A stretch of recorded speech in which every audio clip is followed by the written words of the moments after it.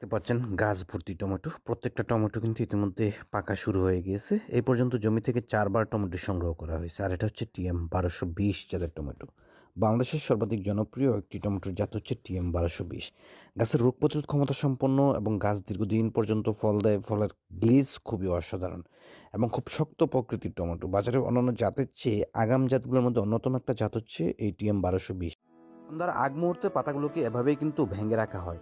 সারা রাত্রে কুয়াশাতে ফুলকপি ভিজে একদম সতেজ হয়ে থাকবে। আর একদম ভোর সকালেই কিন্তু তা কেটে বাজারে নেওয়া হবে বিক্রির উদ্দেশ্যে। এটি হচ্ছে হোয়াইট মাউন্টেন জাতের ফুলকপি। ৫০ থেকে ৫৫ দিনে বাজারজাত। এটি হচ্ছে একটি মরিচের গাছ। এটা হাইব্রিড মরিচ, জাতের নাম হচ্ছে DG ১৭১৭ plant and agro limited এটার মার্কেটিং করে থাকে। আপনারা নিঃসন্দেহে ১২ মাস এই মরিচটা কিন্তু চাষ করতে পারেন, এর ফলন প্রচুর পরিমাণ হয়। পাচ্ছেন গাছ ভর্তি টমেটো। এটা হচ্ছে টিএম ১২২০ জাতের টমেটো। এই টমেটোর জমি থেকে এখন পর্যন্ত প্রায় ৪ বার টমেটো সংগ্রহ করা হয়েছে। বর্তমানে টমেটোর বাজার দর কিন্তু খুবই ভালো। ৫০ টাকা পাইকারি বিক্রি হচ্ছে। এবছর যারা টমেটো চাষাবাদ করেছে প্রত্যেকেই কিন্তু টমেটো চাষে সফল হয়েছে। সাধারণ প্রত্যেকটা ফুলকপির সাইজ এবং কালার দেখতে পাচ্ছেন না। আমরা যে জমিতে অবস্থান করছি এটা হচ্ছে হোয়াইট মাউন্টেন জাতের ফুলকপি। ৫০ থেকে ৫৫ দিনে বাজারজাতকরণ করা যায় এই হোয়াইট মাউন্টেন জাতের ফুলকপিটি। অসাধারণ একটি ফুলকপির জাত হোয়াইট মাউন্টেন ১২২০। একদম গাছের আগাতে যে পরিমাণ ফল সেট হয়ে গিয়েছে ইতিমধ্যে, এবং আরও নতুন করে যেভাবে ফল সেট হচ্ছে তা কিন্তু অকল্পনীয়। সারা বাংলাদেশে এটিএম ১২২০ জাতের টমেটোটি বেশ জনপ্রিয়, তার একটাই কারণ অতিরিক্ত ফল এবং গাছ রোগ প্রতিরোধ ক্ষমতা সম্পন্ন।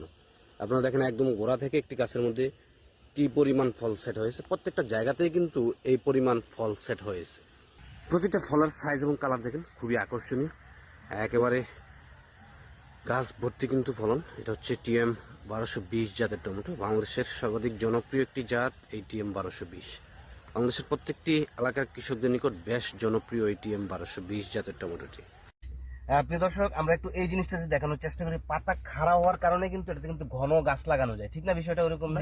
অন্যান্য জাতের চেয়ে মিনিমাম ৫০০ থেকে ১০০০ কিন্তু কানি প্রতি কিন্তু বেশি চারা লাগানো যায়। তো সব দিক দিয়ে বিচার বিশ্লেষণ করলে স্টোন নিয়ে আসলে কোনো সন্দেহের কোনো অবকাশ নেই বাংলাদেশে।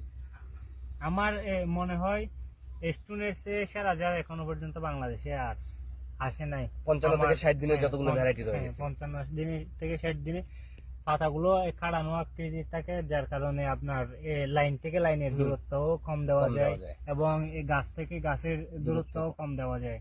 তো সেই দিক দিয়ে এই ফলনের দিক দিয়েও যদি বলি, আমি ফল টাইট যেহেতু একর প্রতি অন্যান্য ফুলের চেয়েও অনেকটাই এগিয়ে থাকে। আচ্ছা আচ্ছা, ধন্যবাদ দিচ্ছেন। কি প্রিয় দর্শক, একটু দেখেন এই যে ফুলকপিটা কি টাইট। এটা আসলে বাজারে এই ফুলকপির চাহিদা কিন্তু অন্য ফুলকপির চেয়ে কেজি প্রতি যদি দামও না থাকে ৩ থেকে ৪ টাকা কিন্তু বেশি থাকবে, আর যাওয়ার সাথে সাথে কিন্তু এটা বিক্রি হয়ে যায়। তারপরে যারা ভবিষ্যতে ফুলকপি চাষাবাদ করবেন, ৫৫ থেকে ৬০ দিনে যতগুলো জাত রয়েছে তার মধ্যে অন্যতম একটা জাত কিন্তু এই হোয়াইট স্টোন। একেবারে চোখ বন্ধ করে কিন্তু আপনাদের পছন্দের তালিকায় কিন্তু আগামী সিজনের জন্য নির্বাচন করতে পারবেন। খুবই পরীক্ষিত একটা জাত এই হোয়াইট স্টোন। ধন্যবাদ, সবাই ভালো থাকবেন। আল্লাহ হাফেজ, আসসালামু আলাইকুম।